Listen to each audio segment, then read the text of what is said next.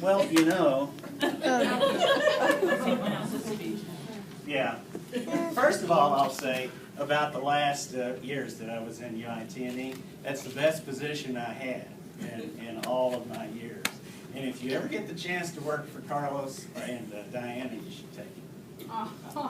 You should try to do that. Now, as you can imagine, as many years as I have in, I have a lot of, you might say, memories. So I was going over them all, and they were really, really long. So I cut the list down so I could just cover a few with you.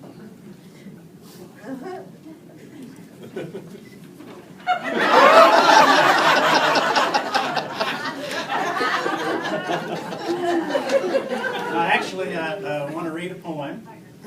It's called The Sermon, and it's sort of about me. The place was packed, standing room only. The speaker they hired rose somberly and slowly. They had come to honor their friend Mark Brooks as he left for a new world filled with crooks.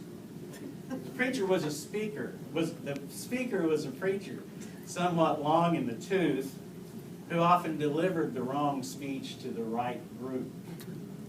He fumbled with his notes and spoke with tones senatorial. Dearly beloved, we've gathered for Mark's memorial. The crowd looked at each other with questioning eyes. Did this guy really think Mark already died? The preacher went on about death and resurrection. Mark counted his pulse and checked his respiration. The party committee felt truly mortified. They felt so embarrassed they wanted to hide. But the preacher kept preaching, stopping only to sneeze. He opened his Bible to Ecclesiastes. Vanity of vanities, he shouted to the flock. All is vanity, he said, while Mark watched the clock. For with an abundance of knowledge comes an abundance of sorrow. Mark thought to himself, will this end by tomorrow? The preacher continued with words that were floral. Mark was a good man, upstanding and moral, but he had his faults. And his downfall was such that he wouldn't stop thinking. He just thought too much. Then came a voice from out of the crowd. Mark isn't dead, for crying out loud. The preacher stopped cold and stared with disgust. I know that, sir. Do you think I'm nuts?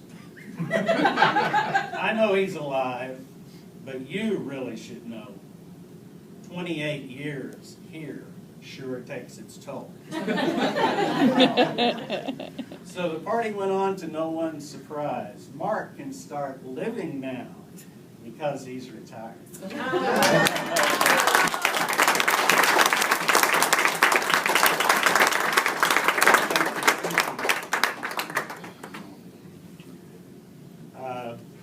I guess that's all I have to say. I used to talk about how when you start working here, you need to have a grocery cart to carry along behind you to put your resentments in it. And that some of us get so weighted down that we have to have a second cart. So when you see people in the hall that are walking away,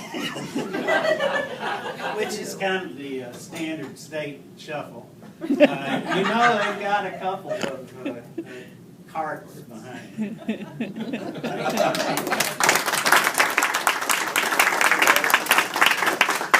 Thank you, Mark. Are you leaving this for us?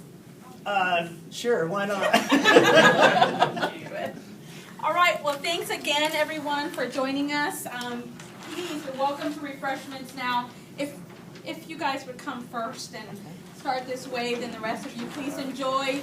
Do not forget, if you haven't had an opportunity to sign Mark's scrapbook outside, please put your well wishes, and then feel free to join us for some refreshments. Thanks again.